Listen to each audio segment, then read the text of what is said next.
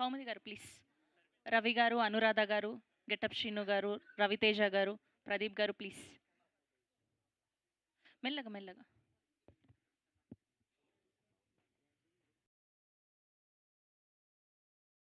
ఇంకొక చైర్ వేయండి అమ్మా మ్యామ్కి తొందరగా. ఇటేయండి ఇటేయండి. మ్యామ్ మ్యామ్ మిడిలో కూర్చోండి మ్యామ్. మ్యామ్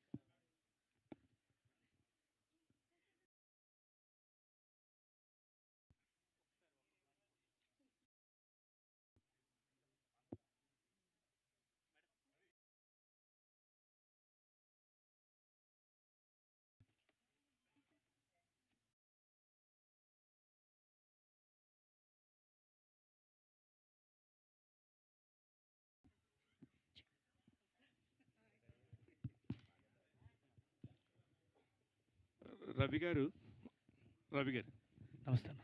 కంగ్రాచులేషన్స్ అండి. మీరు వచ్చి 30 ఇయర్స్ అయిన సంగతి తెలియకుండా జరిగిపోయింది. ఇది మీ 30 ఇయర్స్ కాదు సవలాగుంది. కాదు కాదు కాదు ఇంకా టైం ఉంది, ఇంకా టైం ఉంది. ఇదే ఇంకా టైం ఉందన్న. అదే. అదే. చాలా టైం. మేము ఇది 17 మేము కాపు అనేది ఒక మార్కెటింగ్. అవును. 17 రోజుల్లో చేసేసామని చెప్పడం ఇంకొక మార్కెటింగ్ స్ట్రాటజీ కాదు, అది directors marketing strategy, show marketing strategy మేము కాపులో. రవి గారు ఏమండి? పక్క ఆల్రెడీ పెద్ద పెద్ద షోస్కి మీరు అంటే రైటర్గా ఉంటున్నారు, మీ సొంత డైరెక్షన్లో రైటింగ్లో సినిమాలు చేస్తారు, అన్నీ చేస్తున్నారు. బట్ అదంతా చేస్తూ మళ్ళీ ఇప్పుడు సపరేట్గా అంటే సిరీస్ వైపు రావడానికి ఈ సిరీస్ ప్రొడ్యూస్ చేయాలనే ఆలోచన అసలు ఎందుకు వచ్చింది? రీజన్ ఏంటి? యాక్చువల్గా మంచి కంటెంట్ ప్రొడ్యూస్ చేద్దాం. ఇప్పుడు నేను ఇంతకుముందు సర్వం శక్తిమయం అని ఒక వెబ్ సిరీస్ చేసాం, అమ్మవారి మీద 18 శక్తిపీఠాల మీద చేసాం. That was my first venture. ఆ తర్వాత ఈ షో యాక్చువల్గా ప్రదీప్ మీద అతను నమ్మకం ఉంది, మంచి డైరెక్టర్గా. అతను చాలా ఏబుల్ డైరెక్టర్ అని. తను జీ వాళ్ళ దగ్గర షో ఉంది, చేద్దామండి. ఓకేనండి చేద్దాం అంటే నేను ప్రొడక్షన్లోకి స్టార్ట్ అయ్యానండి. ఇంతకుముందు విశాఖ అని ఇంకోటి చేస్తున్నాం, అది త్వరలో జరుగుతుంది. ఇది వెంచర్ ఇది. సో దీనికి ప్రధానంగా ప్రొడ్యూస్ చేయాలనిపించడానికి కారణం మాత్రం కాంటెంట్. ఈ కాంటెంట్ చెప్తే బాగుంటుంది. దీన్ని నేను ఇంకా బాగా అప్పుడు నా దగ్గరికి వచ్చినప్పుడు ఒక షేప్లో ఉంది, దీన్ని ఇంకా పెద్ద షేప్లోకి తీసుకెళ్తాము. దానికి సపోర్ట్ కావాలి నాకు. పెద్దదవంగానే బడ్జెట్లు పెరిగిపోయి టైమింగ్ పోయి ఇవన్నీ ఉండే. నాకు ప్రదీప్ ఉన్న ధైర్యంతో కొడదాం కొట్టాం, పని అయింది.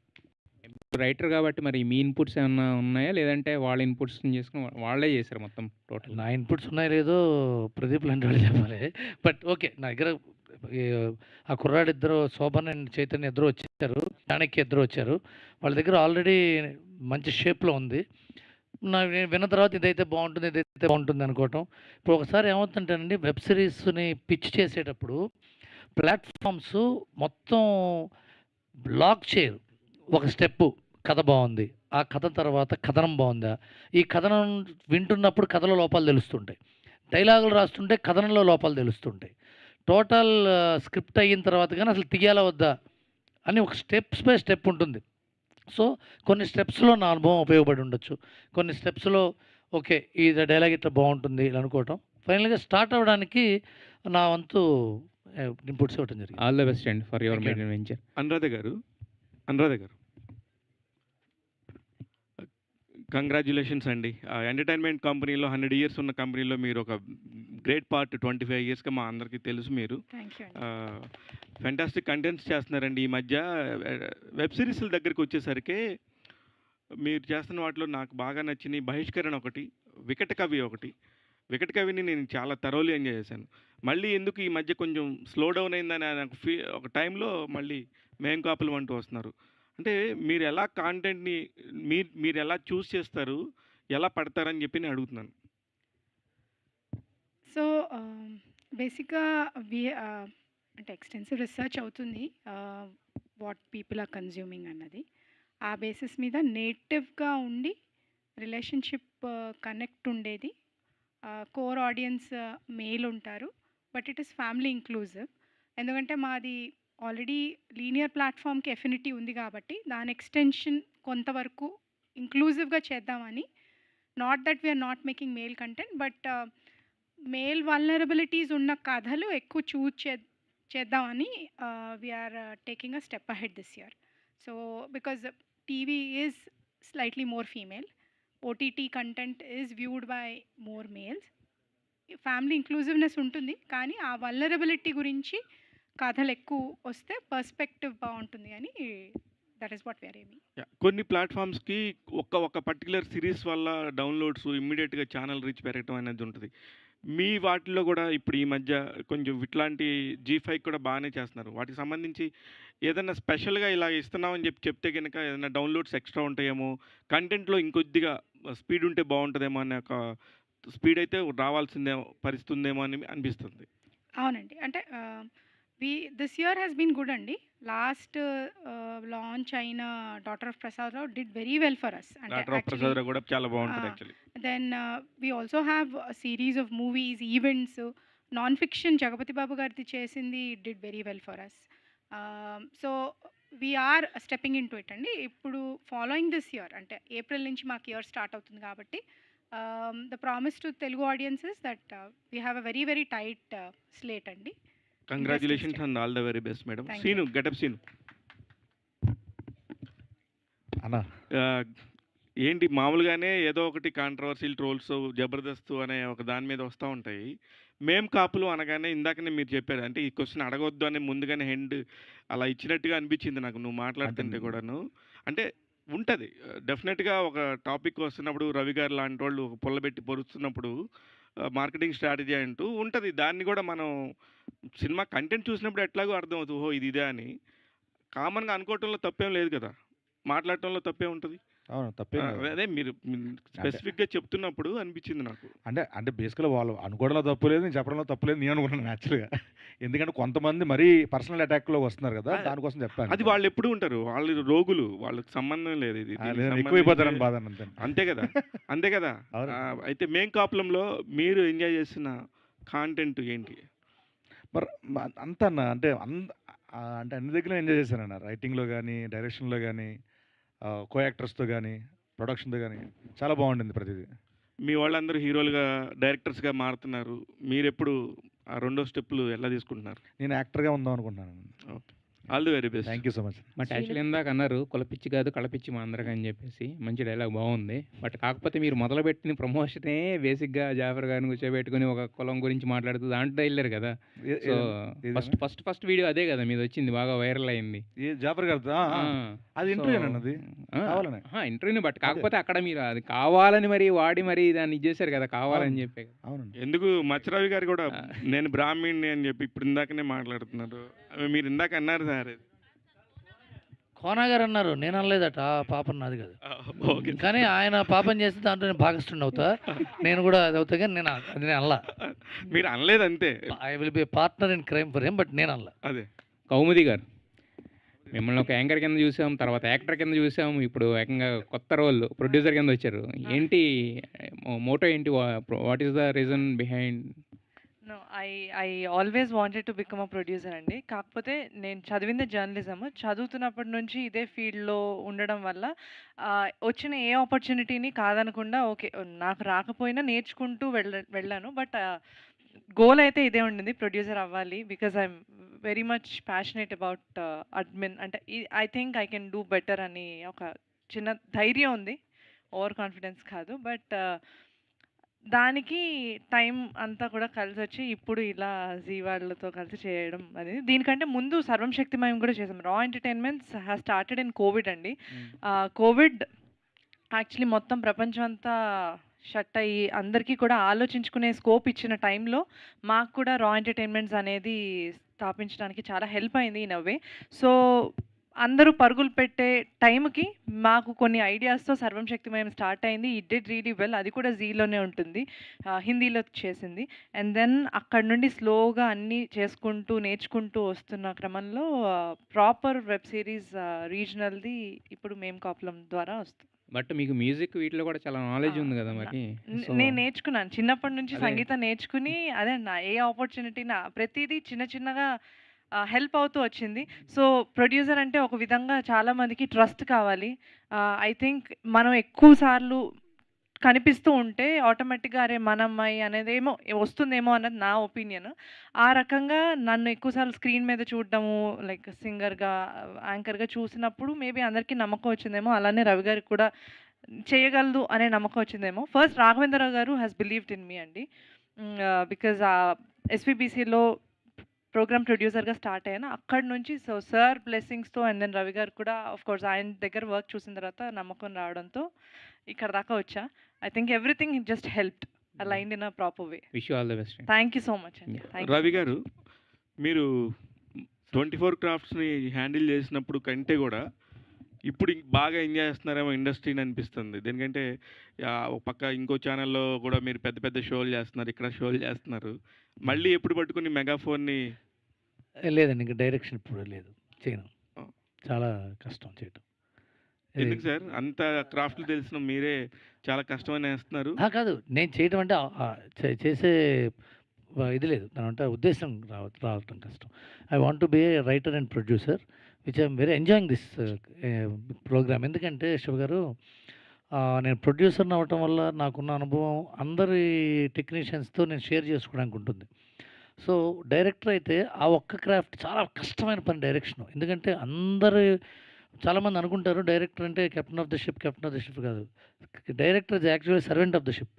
ఎందుకంటే ప్రెస్ మీట్లోనే అతనికి వేదిక, కెమెరామెన్తో జాగ్రత్త పని చేయించుకోవాలి, మ్యూజిక్ డైరెక్టర్తో పని చేయించుకోవాలి, ఎడిటర్తో పని చేయించుకోవాలి, యాక్టర్లతో పని చేయాలి. ఎవడు లేట్గా వచ్చినా ఓపికగా ఉండాలి, ఎవడు వెళ్ళిపోతానో ఓపికగా ఉండాలి, ఏ ఎండ వచ్చినా జాగ్రత్తగా ఉండాలి, వాన వచ్చినా కంగారు పడకూడదు. ఎంత పెద్ద ప్రోగ్రామ్ అది, దానికి వయసు ఓపిక చాలా అవసరం. అందుకని నేను I'm more comfortable in writing and producing it.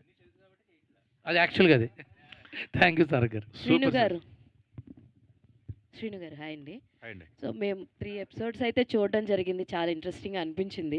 అయితే ఇలా నాకు నిన్న ప్రదీప్ గారు చెప్పారు, మా అందరం ఒకేసారిగా శ్రీను గారు అని అంటే అందరికీ నచ్చింది, ఓకే క్యారెక్టర్ సెట్ అవుద్దన్నారు. అసలు మీరు కథ వినంగానే మీ థాట్ ఏంటి? అండ్ అప్పటికే చాలామందికి సొటారి బ్రదర్స్ సిరీస్ చాలా ఇష్టం, ఇళ్లల్లో అందరూ కూర్చుని చూసి నవ్వుకునే అంత ఇష్టం ఆ సిరీస్.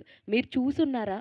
అంటే ఈ స్టోరీ లైన్ అప్ చెప్పకముందు సొటారి సిరీస్ అయినా నేను చూసానండి. నేను చూసి చెప్పాను కూడా మనతో. ఫస్ట్లో అంటే నేను చూసినట్టు గుర్తు అనుకున్నాను, బట్ చూసిన తర్వాత ఇవన్నీ చూసాను, ఎప్పుడో చూసానని చెప్పి మనకు ఫోన్ చేసి కూడా చెప్పాను. అండ్ శోభన్ తన క్యారెక్టర్ నాకు అందుకే చెప్పారు కజిన్ బ్రదర్ కింద చెప్పారు. శోభన్ రవి సొటారి, శోభన్ సొటారి పరిచయమే, సో కజిన్ కాబట్టి మోహన్ సొటారి అని చెప్పి చెప్పడం జరిగింది నిన్న ప్రదీప్ గారు. సో స్టోరీ వినంగానే వాట్ వాజ్ యువర్ కాల్? నాకు చాలా చాలా అంటే ఎంటర్టైన్మెంట్ ఉందండి, కామెడీ ఉంది, మోరోవర్ అదే ఒక ఇన్నోసెన్సీ, ఒక ఏమి చేతకంది అద్దమ్మలు, ఆ కైండ్ ఆఫ్ ఇవి కదా క్యారెక్టరైజేషన్స్ చాలా బాగా అనిపించింది.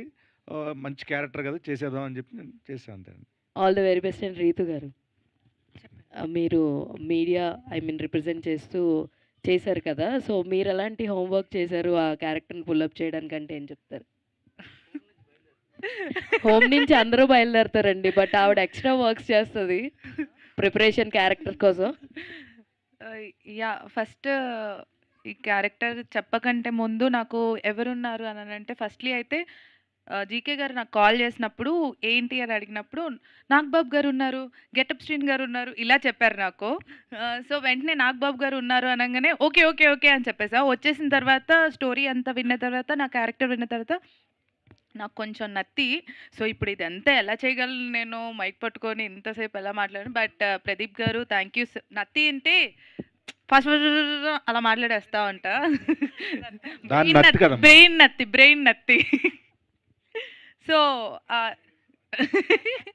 సో ప్రదీప్ గారు మా డైరెక్టర్ గారు చాలా అంటే ఇలా చేయాలి, ఇలా ఇక్కడ బ్రేక్ తీసుకోవాలి, ఇక్కడ కంటిన్యూగా మాట్లాడాలి, డైలాగ్స్ ప్రతిదీ అలా క్లియర్గా చెప్పారు. So it help me so much. Homework అని అంటే ఇంకా మీ అందరినీ చూసే అలా. ఆల్ ది వెరీ బెస్ట్ అండి. చాలా బాగా అనిపించింది 3 ఎపిసోడ్స్లో మీ పర్ఫార్మెన్స్ అయితే. Thank you so much. Ravi గారు అమ్మా సార్, రవి గారు సారీ సార్, రవితేజ సొటారి. సో నాకు చాలా ఇష్టం అండి సొటారి సిరీస్, అప్పుడు చూడడం జరిగింది. అయితే మీరు ఆల్రెడీ ప్రదీప్ గారితో అసోసియేట్ అయి చేయడం మేము చూస్తున్న ఇందాక మాటలో కూడా చెప్పున్నారు.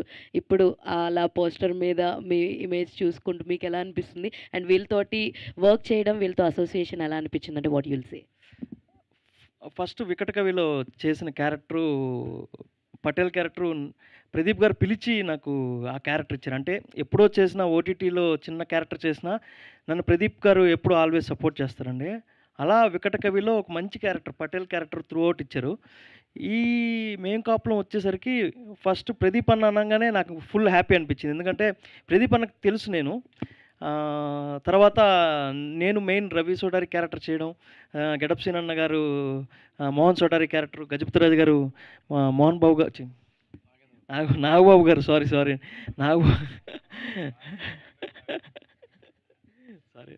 నాగబాబు గారు చేయడం చాలా హ్యాపీ అనిపించింది. అంటే ఈ స్టోరీకి మంచి బూస్ట్ వచ్చిందనమాట. సో అలా చేయడానికి మంచి హ్యాపీ అనిపించింది.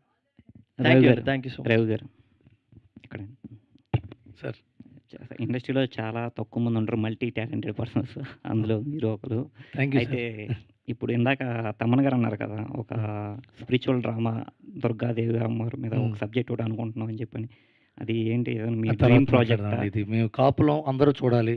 మీ ద్వారా మీరు వచ్చే ప్రశ్నల ద్వారా అందరికీ ముందు రేపటి నుంచి అందరం మేము కాపులో చూడాలి అనే పెచ్చలో ఉన్నాం మేము. ఆ తర్వాత మాట్లాడుకుందాం ప్లీజ్. అది పెద్ద స్కేల్లో ఏమైనా ప్లాన్ చేస్తున్నారా ఏంటి మీ డ్రీమ్ ప్రాజెక్ట్? ఇంకా అది పెద్ద స్కేల్ అవేం కాదండి, సినిమానే.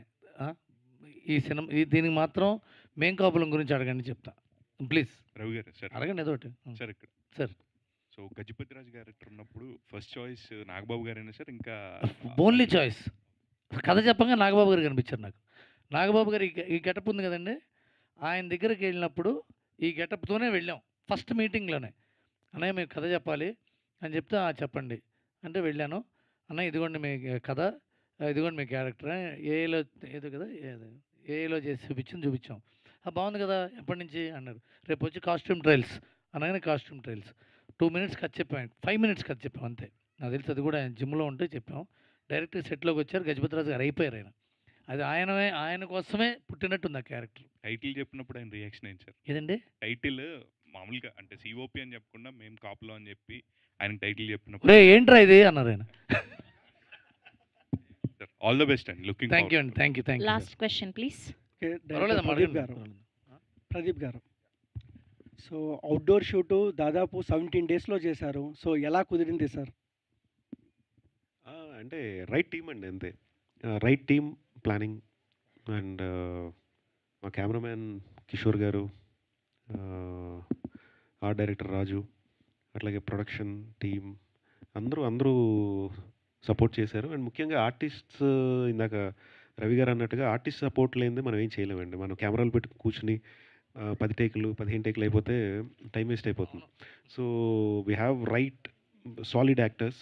అందరూ సింగిల్ టేక్లో హార్డ్లీ 2-3 టేక్స్ మ్యాక్స్. సో అందరూ ఆర్టిస్ట్ సపోర్ట్ చేయబట్టి ఆ షార్ట్ స్పాన్లో వీ కెన్ పుల్ ఆఫ్ అండి.